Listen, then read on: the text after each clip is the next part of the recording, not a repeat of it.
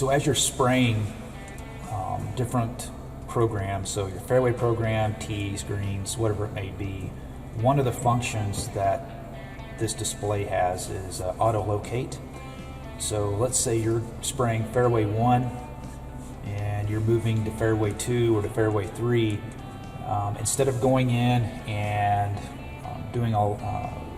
looking at a drop-down box, all you have to do is when you finish, say, fairway, or on fairway 2, once you finish fairway 2, you hit your location, and the system will pull up everything that's been mapped that's close to you. So whether it's tees, greens, or fairways, it's going to pull up and let you select which one's close to you. So we're moving to 3 fairway, so all we do is we select 3 fairway, and when we hit OK, it's going to automatically load that boundary and those guidance lines. So by the time you get to fairway 3, everything's going to be loaded. All you need to do is put your booms down and begin to spray.